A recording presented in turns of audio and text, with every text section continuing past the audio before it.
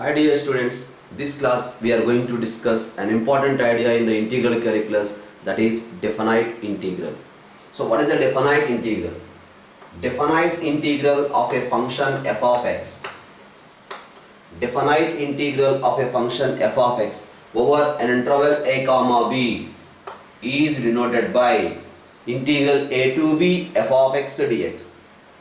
That is equals to pi of x. We have to apply the limits from a to b, where pi of x is the primitive of this function f of x. At the same time, this function f of x must be a continuous function in open interval a comma b.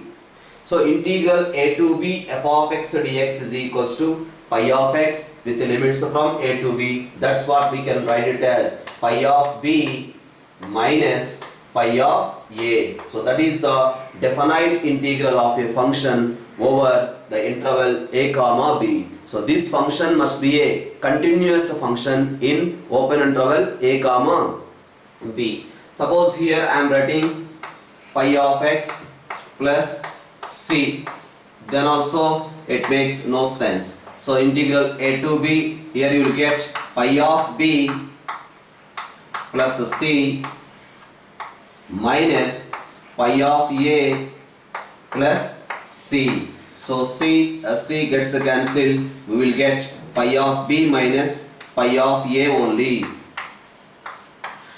So that's why in definite integral there is no need to write the constant of integration after the integration. Pi of x plus c, no need to apply. If you are writing also, when we are applying the limits, that constant gets cancelled. So that is about the basic idea regarding fundamental theorem on integral calculus. So this function must be a continuous function in open interval a comma b if this function primitive, this function antiderivative, this function integral is pi of x, then we have to apply upper limit minus lower limit only. Let's have a discussion of few examples.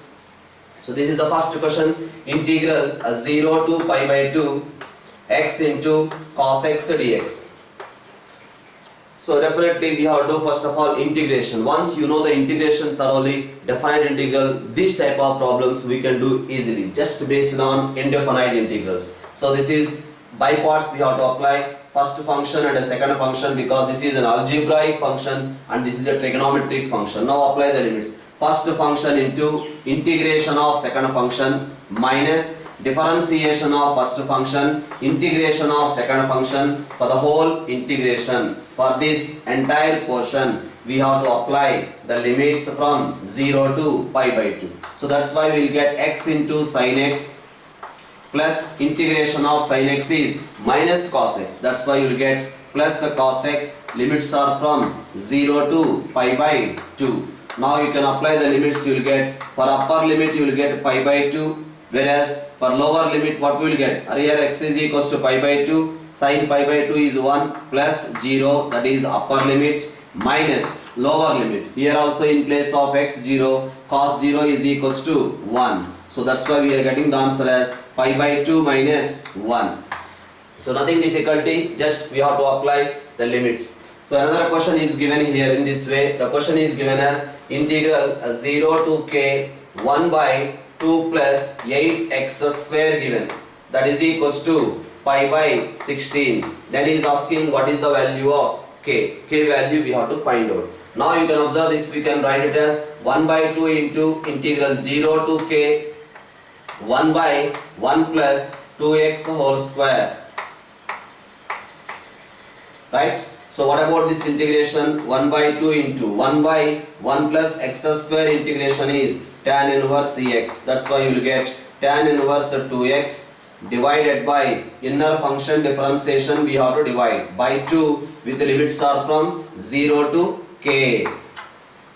That is given in the question as pi by 16. That is equals to pi by 16 given. Now 2 2's 4, here 4 cancel. So we are getting this simplification as tan inverse of 2k minus tan inverse of 0 is equals to pi by 4. So that's why we are getting tan inverse 2k is equals to pi by 4. Therefore, we can write 2k is equals to tan pi by 4. Tan 45 is equals to 1. Therefore, we are getting the value of k is equals to 1 by 2. So, let's have a discussion of another question. The questions here I am discussing when there is a substitution. Suppose this is the question, you can see integral e to e square 1 by log x minus 1 by log x whole square. That is the question. Integral e to e square 1 by log x minus 1 by log x whole square. Because in definite integrals, when we are taking the substitution, definitely we have to change the limits according to the substitution. In this particular problem, what I am doing is log x is equals to, I am taking the substitution as a t. But log x is equals to t means it is natural logarithms. As I told earlier, logarithms, whatever we are defining in entire function and calculus everywhere, logarithm means we are using the natural logarithms only, unless otherwise they have mentioned. So log x, it is a natural logarithm. Natural logarithm means you know base is e. Therefore you will get x is equals to e to the power of t. Then you will get dx is equals to e power t dt. So then because of that substitution, how this integral changes? In place of log x we have to write 1 by t, the t minus 1 by t square, and in place of dx we have to write e power t dt. But don't observe here, these are x limits. X limits are from e to e square. Now the integral changes in terms of t. So here you are writing e to e square means no meaning at all. Because whenever you are taken the substitution, immediately we have to change the limits also. X is equals to e, you will get t is equals to 1. Next x is equals to e square, you will get t is equals to 2. So the limits we have to change from 1 to 2. So you know this one, e power t into function, that function differentiation is there. We can write it as e power t into 1 by t, right? Limits are from 1 to 2. So that is equals to e square by 2 minus e is the answer. So that is the way we have to proceed in definite integrals when we are taking the substitution. Whenever we are taking the substitution, according to the substitution, we have to change the limits also. Let's have a discussion of another question. The question is given in this way. Integral 1 to 2 e to the power of 2x into 1 by x minus 1 by 2x square into dx. Now no doubt here we are taking the substitution as 2x is equals to t, then we will get 2 dx is equals to dt. dx becomes dt by 2. Yes, according to the substitution, we have to change the limits also. When x is equals to 1, you will get t is equals to 2. At the same time, when x is equals to 2, you will get t is equals to 4. So the limits changes from 2 to 4. E power t into, in place of x we have to write t by 2 minus 1 by t square by 4. In place of dx we have to write dt by 2. Now the question changes as integral 2 to 4 e power t into 1 by t plus minus 1 by t square into dt. I hope so everyone followed this step. Here 2 you will get, here 2 cancel, again 2 you will get, that 2 taken common and cancel. Now we can apply this integration as e power t divided by 2. That means function, that function differentiation is there. E power x into f of x plus f dash of x. So e power x into 1, e power t into 1 by t you will get. We have to apply the limits from 2 to 4. That is equals to e power 4 by 4 minus e square divided by 2. So that is the answer for this particular question. Okay. Hi dear students, let's have another important idea or discussion here, that is definite integral as a limit of sum. This particular idea in board exam, every year they are asking for a 6 marks question, and even sometime they are asking for the 4 marks question also. Let us say this is the discussion. You know integral a to b f of x dx. Integral a to b f of x dx. What is the meaning for this? The meaning for this is area under the curve y is equal to f of x between the lines x is equal to a and the line x is equals to b with x axis.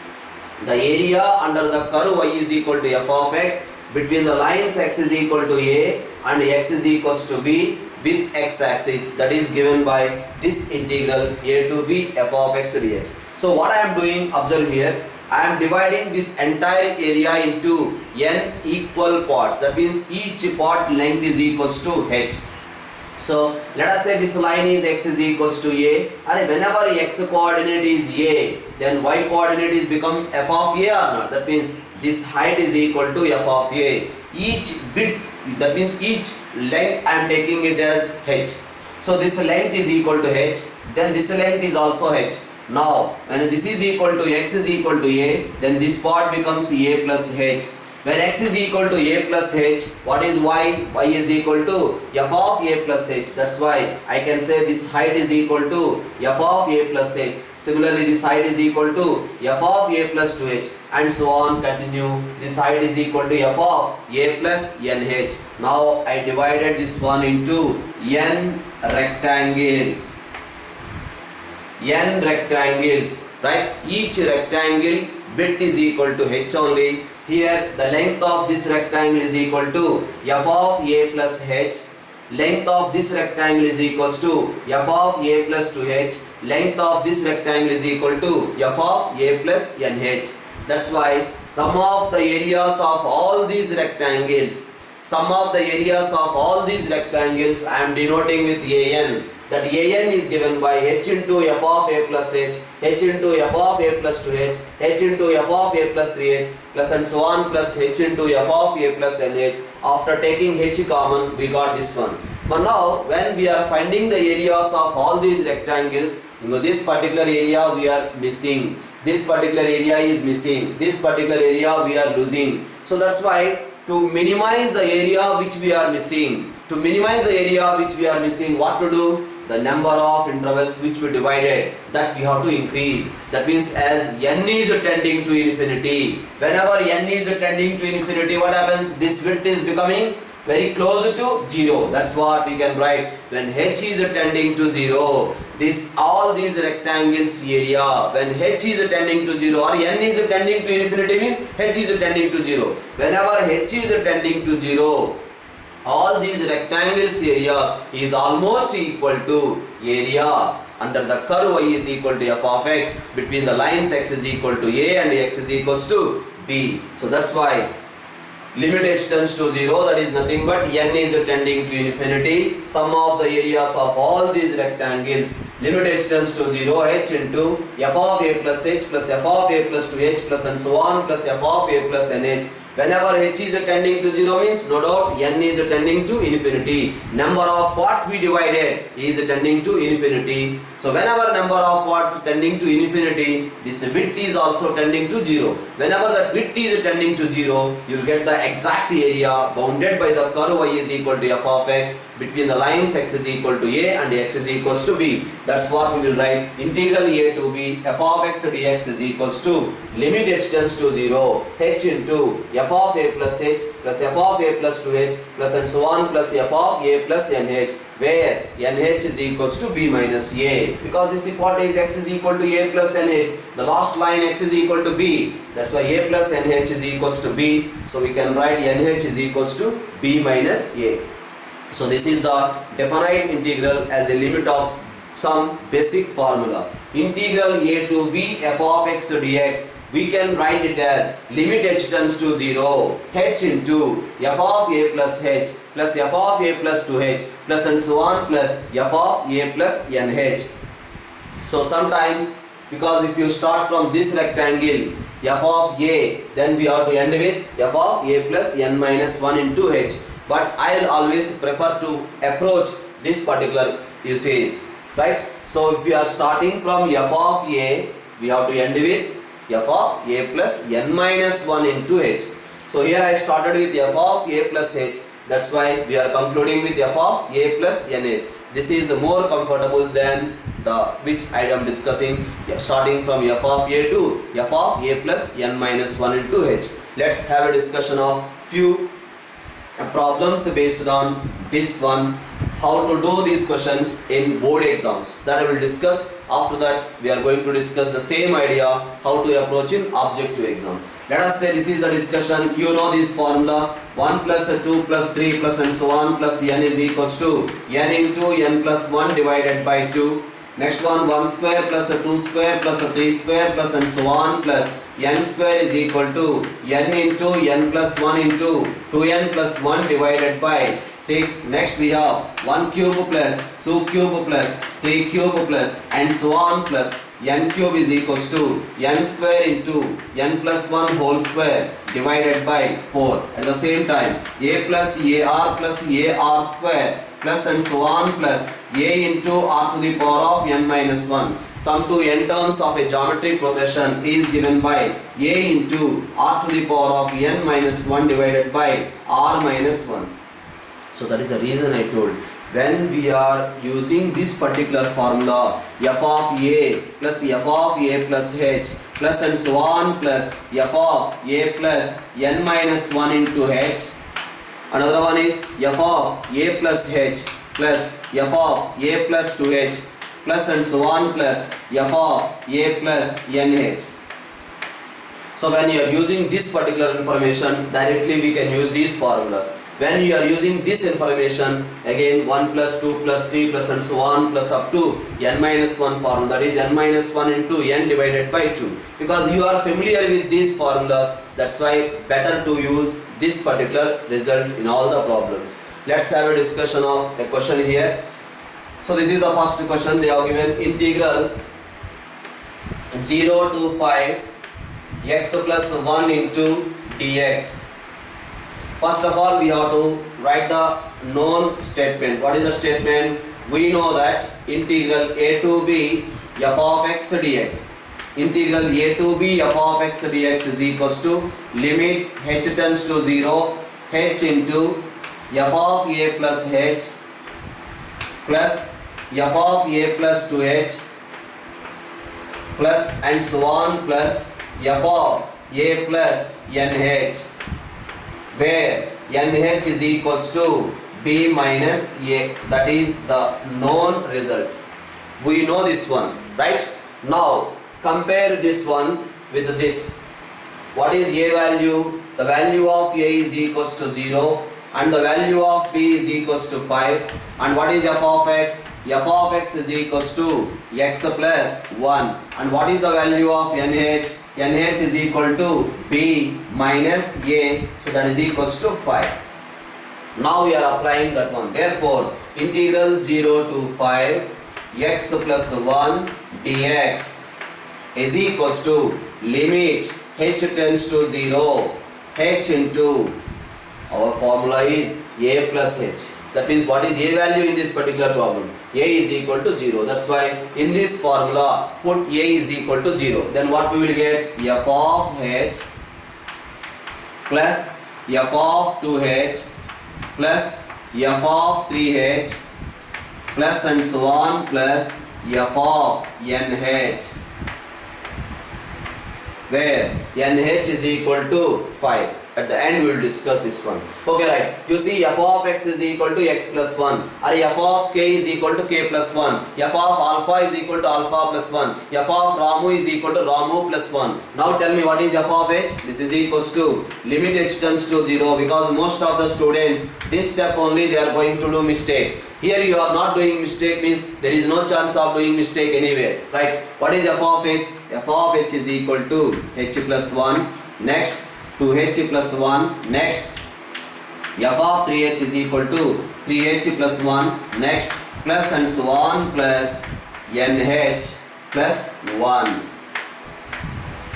Now we can write this one as limit h tends to 0 h into h plus 2h plus 3h plus and so on plus nh. What we can take common? If you take h common, 1 plus 2 plus 3 plus and so on plus n plus, next you can see 1 plus 1 plus 1 plus 1 plus 1 plus 1, how many times? N times. That we can write it as n.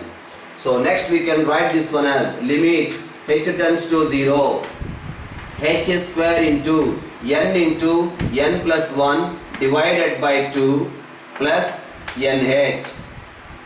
Agree or not? So h multiplied inside and sum of the first n natural numbers is equal to n into n plus 1 divided by 2. So further simplification we are doing. Now we can write that one as limit h tends to 0 because we know the value of nh. nh value is equal to 5. So thus we can write it as limit h tends to 0 nh into nh plus h divided by 2 plus nh. See here we have h square is there, one h outside, the another h taken inside the bracket. So we got nh into nh plus h divided by 2 plus nh. Now tell me what is nh value? That is equals to limit h tends to 0, nh is equals to 5, that is 5 into 5 plus h divided by 2 plus 5. Therefore we are getting the answer as 25 divided by 2 plus 5, that is nothing but 35 divided by 2. So no doubt, because you know a basic idea in definite integrals. This is the question, integral 0 to 5 x plus 1 dx. So this technique we can use for the verification of the result. X integration is x square by 2, 1 integration is x, limits are from 0 to 5. Apply the upper limit, 5 square by 2 plus 5. The same answer will get. This method we can use for verification. Whenever he is asking the problem, do by the method of definite integral as a limit of sum. This is the way we have to proceed. This one we can use only for the verification purpose, whether we got the correct answer or not. For that verification purpose we can use it. So let's have a discussion of another question. So this is the question given, integral 1 to 4 x square minus x dx given, right? Tell me what is a value. Here a value is equals to 1, b value is equals to 4, and f of x is equals to, come on tell me, f of x is equal to x into x minus 1, and what is nh value? nh is equal to 3, 4 minus 1, 3. Now the question is this one, integral 1 to 4 x square minus x dx is equals to limit h tends to 0, h into f of a plus h, that means 1 plus h plus 1 plus 2h plus 1 plus 3h plus and so on plus f of 1 plus nh.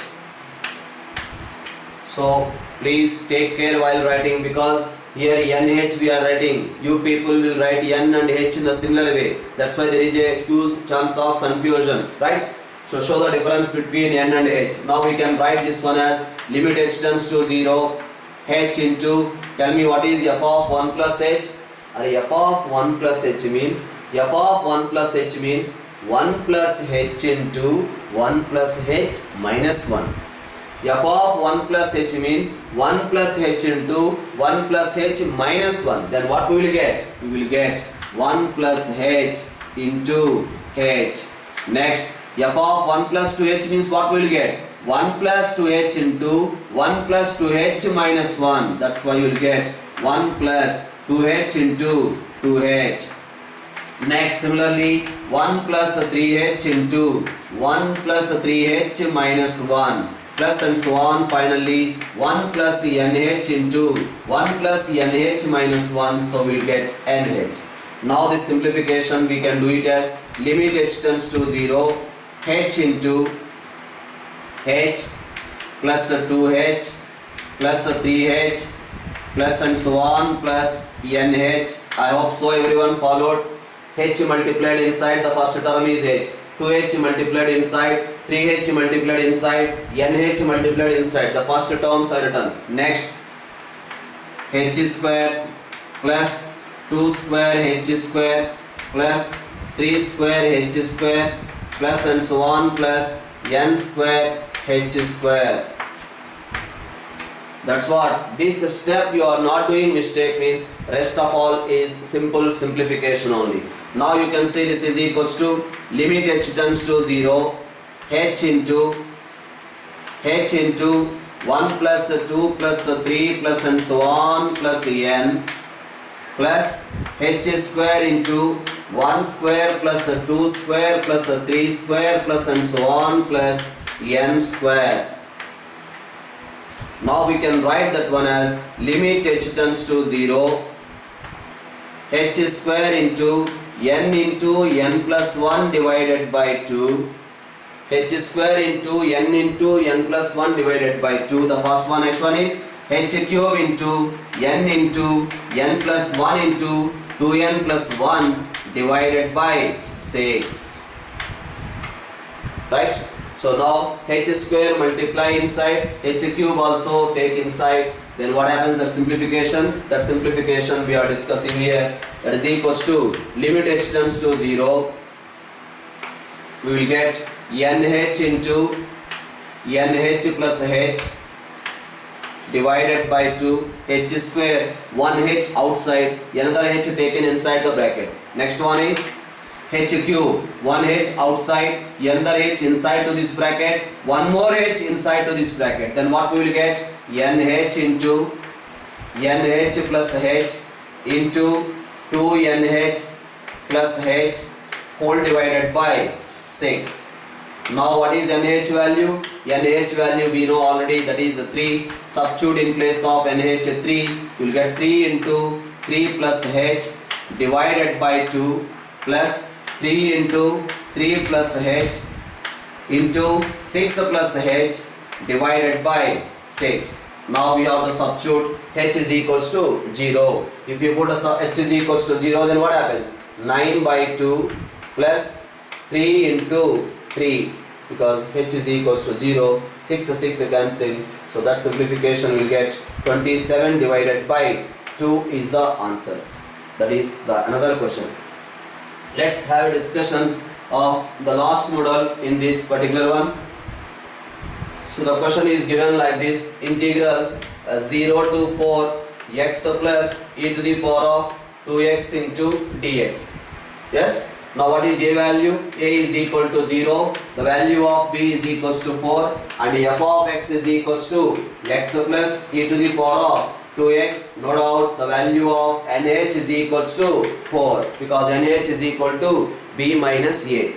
Now this we can write it as integral 0 to 4 x plus e to the power of 2x dx is equals to limit h tends to 0, h into a value is equal to 0, because we have to write f of a plus h. That's why f of a value 0, that's why directly f of h. Next we have f of 2h, next we have f of 3h, and so on, f of nh. That we can write it as limit h tends to 0, h into what is f of h? Or f of h is equals to h plus e to the power of 2h. Next 2h plus e to the power of 2 into 2h. Next 3h plus e to the power of 2 into 3h plus and so on plus nh plus e to the power of 2 into nh.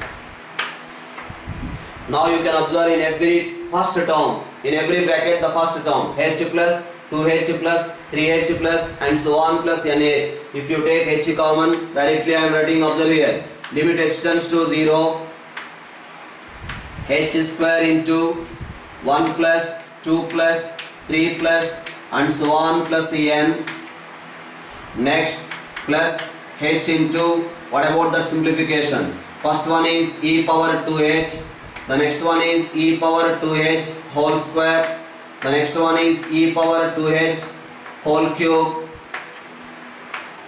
plus and so on plus e power 2h whole to the power of n.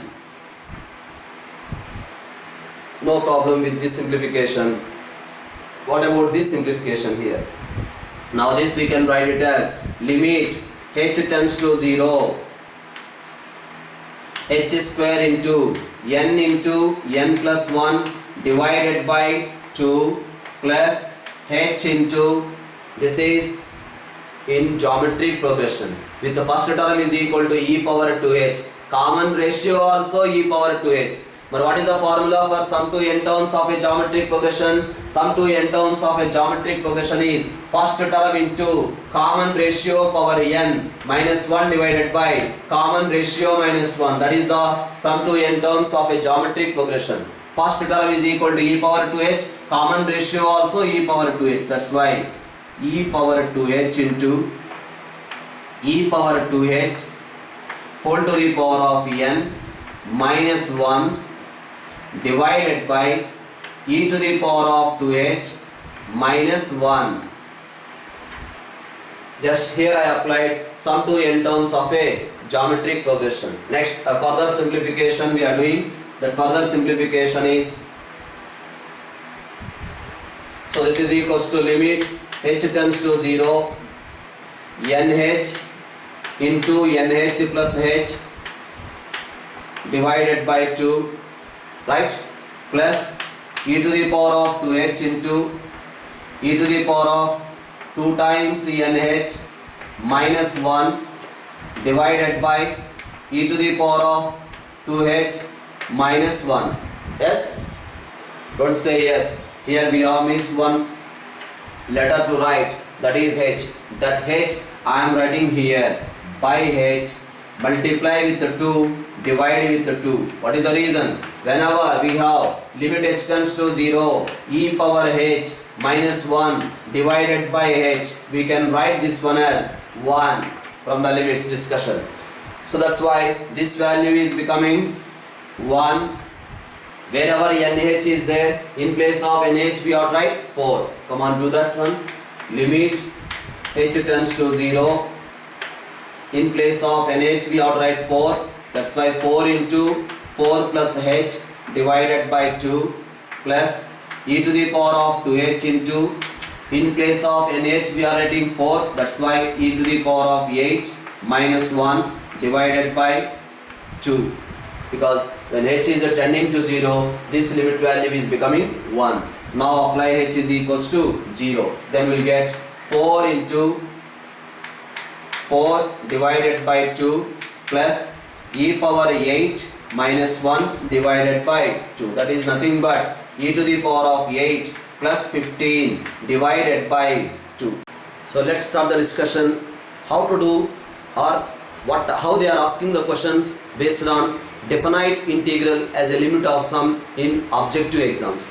So first of all let me discuss the concept. Integral a to b f of x dx is equals to limit h tends to 0 h into f of a plus h plus f of a plus 2h plus f of a plus 3h plus and so on plus f of a plus nh, where nh is equal to b minus a.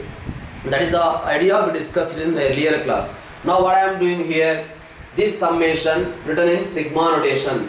Summation r is equals to 1 to n f of a plus rh. Now what I am doing here is a is equal to 0 and b is equals to 1 I am substituting. When a is equal to 0 and b is equals to 1, this integral changes as integral 0 to 1 f of x dx. Here I substituted a is equals to 0. Observe here, a is equal to 0 and b is equals to 1, then you will get nh is equals to 1. Whenever nh is equals to 1, you will get h is equal to 1 by n or n is equal to 1 by h. But whenever h is tending to 0, what about n? N tends to infinity. That's why this integral changes as integral 0 to 1 f of x dx. Limit n tends to infinity, because h tends to 0, we can change it as n tends to infinity. In place of h, we are writing 1 by n, summation r is equals to 1 to n f of r by n. That means wherever r by n is there, in place of r by n, we can write f of x. Wherever f of r by n, we got f of x. That means wherever r by n is there, r by n is replaced by x. But how to get the limits, sir? To get the limits, whether lower limit or upper limit, limit n tends to infinity r by n. To get the lower limit and upper limit, we have to find out limit n tends to infinity r by n for the first term and for the last term. For the first term, what happens? 1 by n. R is equals to 1 for the first term. 1 by n tends to, n is tending to infinity, 1 by n is becoming 0. Now last term. Last term means R is equals to n. n by n, it becomes 1. Suppose here the problem limit is given like this. This is the problem. Limit n tends to infinity, 1 by n into summation R is equals to 1 to alpha n f of R by n is there. Then what to do? Now the same what I told, we have to find out limit n tends to infinity R by n, limit n tends to infinity R by n for the first term and for the last term. For the first term what happens? 1 by n, as n tends to infinity you will get 0. Now last term means what? R is equal to alpha n. In place of R, if you substitute alpha n, n cancel, as n tends to infinity you will get alpha only. That's why this becomes alpha. So R is equals to 1 to alpha n, you will get 0 to alpha. 1 to n, you will get 0 to 1. In the case of 1 to alpha n, we will get integral 0 to alpha f of x dx. So this is the particular idea in definite integral as a limit of sum, how we are going to approach in objective exams. Right? So wherever R by n is there, in place of R by n we have to write x. Let's have a discussion of few questions here. This is the first question.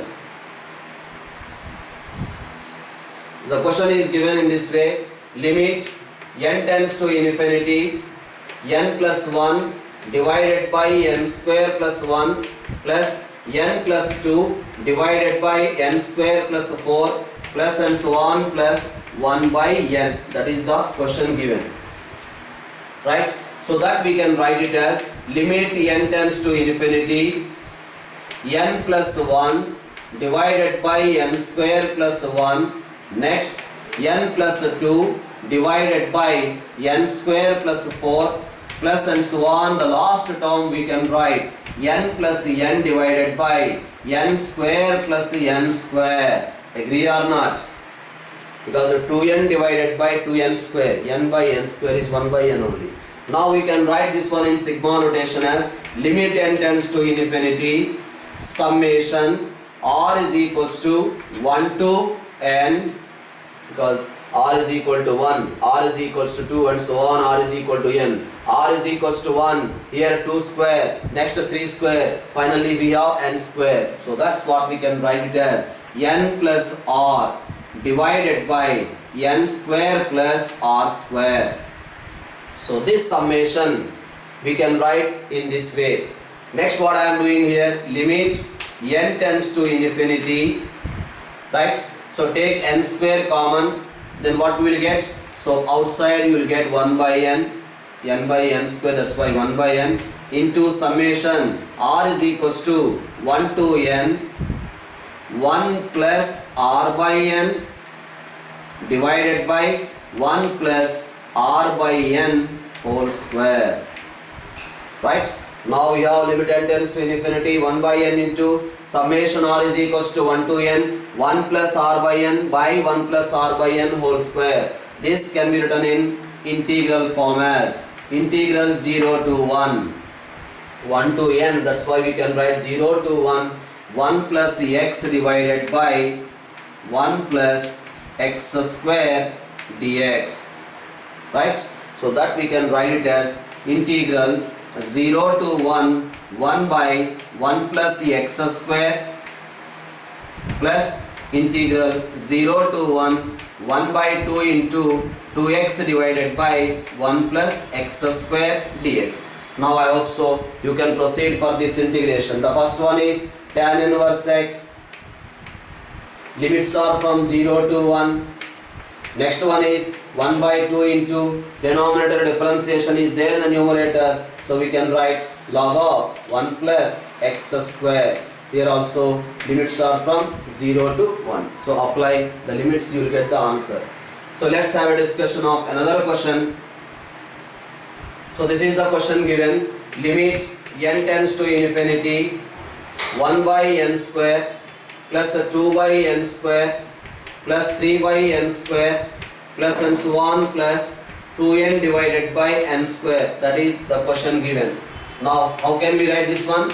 Limit n tends to infinity summation r is equals to 1 to 2n. Summation r is equals to 1 to 2n, then r divided by n square. Because r is equal to 1 first term, r is equal to 2 next term, r is equal to 3 next term, r is equal to 2n, the last term we are getting. So this we can write again as limit n tends to infinity 1 by n into summation r is equals to 1 to 2n r by n. Yes? So that we can write it as integral 0 to 2, because in the case of lower limit first term, upper limit r is equals to 2n, 2n cancel, you will get the upper limit as 2. So integral 0 to 2, wherever r by n is there, in place of r by n we have to write x. So that is x dx. Now that's integration, you can proceed. So let's have a discussion of another question here. So this is the question, limit n tends to infinity, summation r is equals to 1 to 2n, let us take 2n r cube divided by r to the power of 4 plus n to the power of 4. Now what to do? This we can write it as limit n tends to infinity, that is equals to limit n tends to infinity 1 by n into summation r is equals to 1 to 2n. We can write that one as r by n whole cube divided by r by n whole to the power of 4 plus 1. Because n power 4 taken common, here n cube, next one more n has come outside. Now we can write this one as integral 0 to 2, because 1 to 2n, that's why 0 to 2 x cube divided by 1 plus x power 4.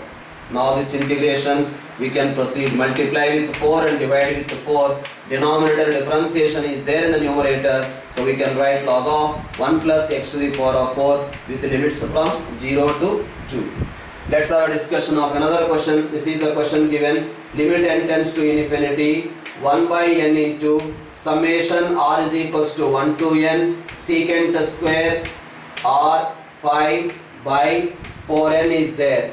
This particular question how to do?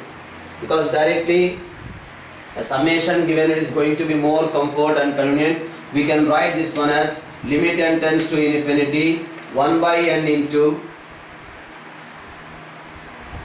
let us see, directly we can write this is equals to integral 0 to 1 secant square, in place of r by n we have to write x, that's why pi by 4 into x dx. Right? So now wherever r by n is there, in place of r by n I written x. Now integrate this one, secant square pi by 4 into x, its integration is tan pi x by 4 by inner function differentiation we have to divide with limits from 0 to 1. So there you will get the answer. So let's have a discussion of another question. This is limit n tends to infinity sigma r is equals to 1 to n 1 by n into square root of n plus r divided by n minus r. Limit n tends to infinity n plus r divided by n minus r under root. Right? So take numerator and denominator. Take numerator and denominator n common. Then what will get? Limit n tends to infinity summation r is equals to 1 to n 1 by n into square root of 1 plus r by n divided by 1 minus r by n. Summation depends on r. That's why this 1 by n we can write outside also. Now what we can write this one? Integral 0 to 1 root of 1 plus x divided by 1 minus x. So this integration you can proceed, that is equals to integral 0 to 1 plus x divided by root of 1 minus x square dx. Numerator multiplied with 1 plus x, denominator also multiplied with 1 plus x. Now we can write this one as integral 0 to 1 dx divided by root of 1 minus x square plus 1 by 2 into integral 0 to 1 2x divided by root of 1 minus x square dx. Now this is sin inverse x. Limits are from 0 to 1, whereas this one is 1 by 2 into inside the square root function differentiation is there in the numerator. That's why we can write 2 into root of 1 minus x square. Limits are from 0 to 1. So apply the limits, you will get the answer. Let's have a discussion of the last question. So this is the question given. Limit n tends to infinity n factorial whole to the power of 1 by n divided by n. Limit n tends to infinity n factorial whole to the power of 1 by n divided by n. So this we can write in this way. Limit n tends to infinity n factorial divided by n power n whole to the power of 1 by n. So further simplification we can do it as limit n tends to infinity n factorial can be written as 1 into 2 into 3 into 4 into and so on n divided by n power n means what? N into n into n into n into and so on n whole to the power of 1 by n. But in the definite integral as a limit of sum, what we have to get? Summation we have to get. But here what is there? Multiplication is there. Summation we have to get, but here multiplication is there. At the same time we have to get 1 by n into, but that 1 by n is there in the power. So our target is this power has to bring forward, and this multiplication we have to convert into summation. There is only one alternative for us. That alternative is applying logarithm on both sides. Applying logarithm on both sides. Then what we will get? Log y is equals to limit n tends to infinity 1 by n into, because whenever we are applying a logarithm this will come forward. Log mn we can write log m plus log n. That's why this product changes as summation. Then what we will get? Logarithm of 1 by n plus logarithm of 2 by n plus logarithm of 3 by n plus logarithm of n by n. Now we can write in sigma notation that one limit n tends to infinity 1 by n into summation r is equals to 1 to n log r by n. Right? So that we can write in the integral form as integral 0 to 1 log x. Now you can apply by parts, that is equals to log x into 1. This is first function and this is second function. Apply by parts. First function into integration of second function minus differentiation of first function, integration of second function for the whole integral. For that we have to apply limits from 0 to 1. Okay, so this further simplification we are doing here. Observe here upper limit minus lower limit integration, you will get log y value, but we require the value of y. After getting the value of log y, we can find out the value of y. Okay, so that is a discussion regarding definite integral as a limit of some problems, how to do. Okay, thank you.